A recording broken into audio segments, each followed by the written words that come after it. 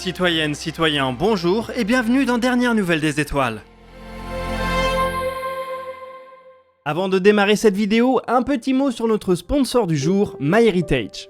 MyHeritage est l'outil numéro 1 de recherche généalogique et il m'a personnellement aidé à découvrir des choses que je ne soupçonnais pas dans ma famille. Vous allez le voir, il y en a un qui aurait sa place sur la chaîne dans mon arbre. L'outil est très simple à utiliser. Vous partez de votre cellule familiale et vous pouvez automatiquement découvrir de nouveaux liens par l'intermédiaire d'un clic. En quelques minutes, il est possible de créer un arbre assez complexe qui remonte au moins à un siècle.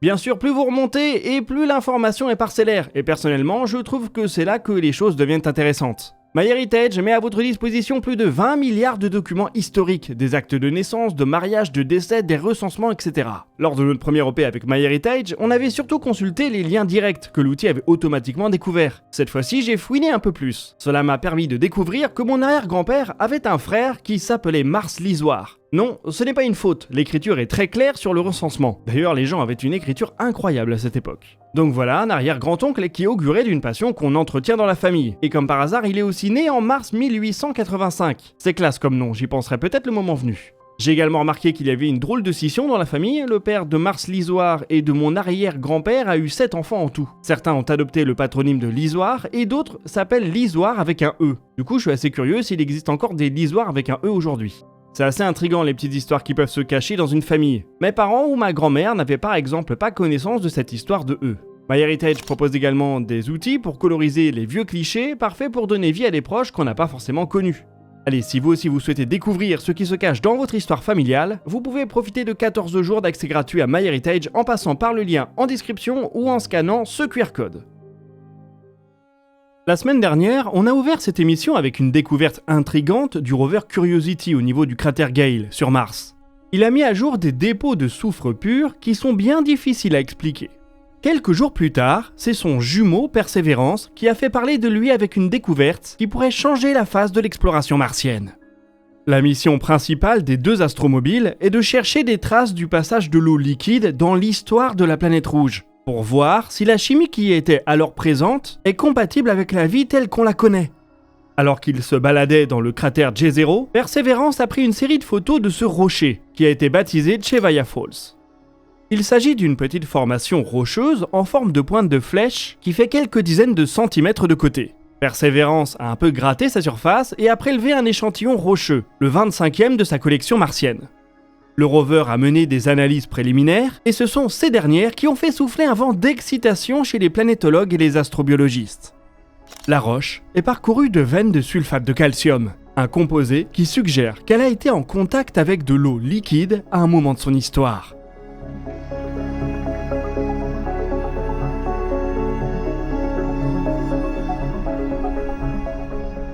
Plus intriguant, Chevaya Falls est également parcouru de petites taches qui lui donnent l'aspect d'une peau de léopard.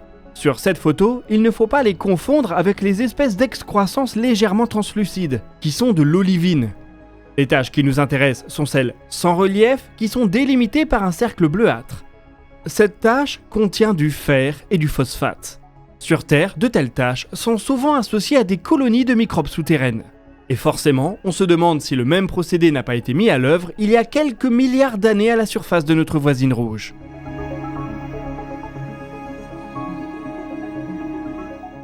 Comme bien souvent dans ce type de situation, il est difficile d'avoir des certitudes. Perseverance a pris un échantillon de la roche, et normalement celui-ci sera ramené sur Terre d'ici une dizaine d'années.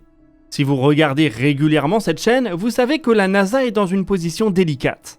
Le projet de retour d'échantillon coûte bien plus cher qu'initialement estimé. Il pourrait dépasser les 10 milliards de dollars de budget. L'agence spatiale américaine est en train de se demander s'il ne faudrait pas tout simplement l'annuler. Et au milieu de ces interrogations, le 25e échantillon de Perseverance vient peser lourd dans la balance. Le rover a dorénavant dans un de ses tubes un bout de roche qui a très certainement été en contact avec de l'eau liquide et qui affiche des tâches qu'on associe sur Terre à la vie microbienne. Pourrait-on alors l'abandonner sur Mars, faute d'une ligne budgétaire suffisante ? Voilà une des questions qui va être des plus difficiles à trancher pour la NASA.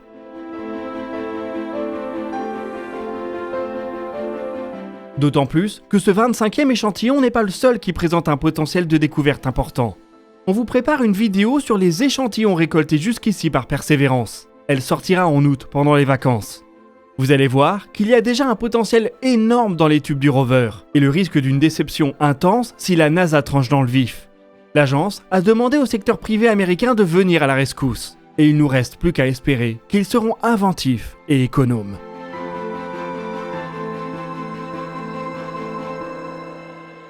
Parmi les acteurs qui pourraient venir à la rescousse, il y a SpaceX. Le géant américain est après tout bien connu pour ses ambitions martiennes. En attendant de pouvoir les réaliser, il doit toutefois assurer le bon fonctionnement de ses lanceurs. Le 11 juillet, une Falcon 9 emportant des satellites Starlink avait connu un échec de mission, suite à une fuite d'oxygène liquide sur son réservoir supérieur. Ce raté a coûté 20 satellites à la constellation qui n'ont pas pu atteindre une orbite opérationnelle. Le 25 juillet, SpaceX a annoncé qu'ils avaient identifié la cause de la panne. Une ligne d'oxygène dédiée à l'alimentation d'un capteur de pression s'est craquelée à cause d'une mauvaise fixation et de vibrations répétées. La bonne nouvelle pour SpaceX, c'est que la ligne n'est pas vitale pour le bon fonctionnement de l'étage. Elle ne sert qu'à alimenter le capteur, et il est possible de se passer des données de ce dernier. Le remède le plus simple consiste donc à supprimer tout le dispositif, et c'est ce que SpaceX va faire en attendant de trouver une solution à plus long terme.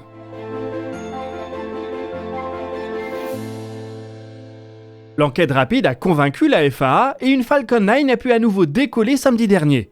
Elle a placé 23 satellites en orbite et les opérations habituelles semblent donc pouvoir reprendre. L'arrêt des vols n'aura au final duré que 2 semaines et l'année de SpaceX ne devrait donc pas trop être impactée par cet incident. Il y a du pain sur la planche pour le lanceur phare de l'entreprise, notamment du côté du vol habité. Dans les semaines qui viennent, la Falcon 9 et Crew Dragon vont donc devoir lancer les missions Crew 9 à destination de l'ISS et Polaris Dawn pour tester les nouvelles combinaisons d'activités extravéhiculaires. Un échec d'étage supérieur pourrait ici être lourd de conséquences et SpaceX et la FAA doivent donc être certains qu'ils ont résolu le problème de fuite identifié. Le vol habité est un exercice pour lequel « failure is not an option », pour reprendre les célèbres mots de Gene Kranz, le directeur de vol d'Apollo 13. Ces mots doivent également trotter dans la tête des équipes qui supervisent le Starliner. Le vaisseau est toujours amarré à l'ISS sans date de retour annoncée. On nous avait parlé de fin juillet, mais force est de constater que la patience est de mise.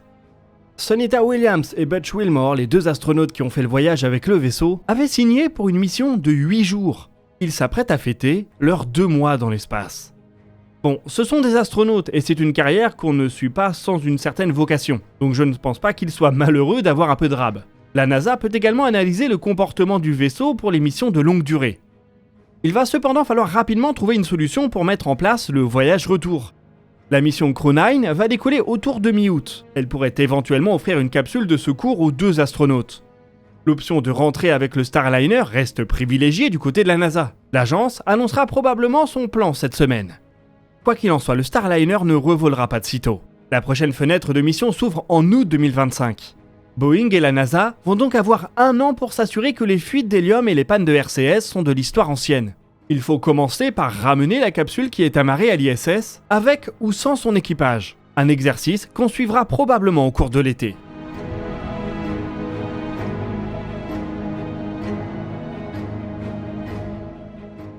Le vol habité devrait connaître des évolutions importantes sur la fin de la décennie, avec l'arrivée de nombreuses nouvelles architectures. Toujours chez SpaceX, le 5e vol d'essai du couple Starship Super Heavy se dessine à l'horizon. Le Starship S-30, qui fera ce vol, vient de réaliser un tir statique avec une toute nouvelle tranchée à flamme. Ce test s'est bien déroulé et maintenant tout le monde attend une date. Les soucis de la Falcon 9 et les préparations des 2 vols habités ont sûrement décalé un peu le calendrier. Elon Musk évoque maintenant fin août ou début septembre. Si le plan consiste toujours à rattraper Super Heavy avec les bras articulés de la tour de lancement, la FAA pourrait également choisir de prendre un peu son temps, d'autant plus qu'elle a du pain sur la planche en ce moment. Toujours aux États-Unis, on se prépare à une nouvelle génération de stations spatiales en orbite autour de la Terre pour donner suite à la fin de vie de l'ISS. Sierra Space, qui s'est engagé dans le projet Orbital Reef aux côtés de Blue Origin, vient de réaliser un nouveau test de rupture d'un modèle gonflable. Le prototype, d'une capacité de 300 mètres cubes, a été pressurisé jusqu'à éclater. Il a cédé lorsqu'il a atteint 74 PSI, ce qui excède les exigences de la NASA qui place la barre à 60 PSI. Avec cette démonstration effectuée, Sierra Space veut maintenant voir plus grand. L'année prochaine, un test de rupture d'un module de 500 mètres cubes sera mené. De quoi lancer un volume pressurisé équivalent à 60% de celui de l'ISS en un seul tir. Bon, avant d'arriver en orbite, il y aura encore de la route. Il faudra notamment financer la station Orbital Reef qui va faire face à une rude concurrence. Encore un peu plus loin, l'agence spatiale italienne et Thales Alenia Space travaillent sur ce qui pourrait être le premier module d'une base à la surface de la Lune. En 2022, les deux entités avaient passé un accord avec la NASA pour démarrer un travail de conception préliminaire. Celui-ci vient de franchir un jalon. Une revue de définition de mission a été produite le 25 juillet.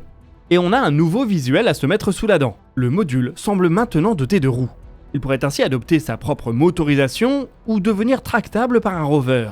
Une véritable caravane de l'espace. Il adopte également un marchepied, de nouveaux panneaux solaires et de nombreuses excroissances sur sa partie externe. Inutile de trop spéculer sur ce qui sert à quoi. Cette image n'est peut-être pas représentative du design le plus à jour. Et celui-ci va certainement changer dans les années qui viennent. La NASA devrait décider l'année prochaine si elle valide le projet pour de bon, ou si c'est une idée qui est encore trop précoce. Encore un projet qu'il va falloir mettre en face des échantillons de persévérance.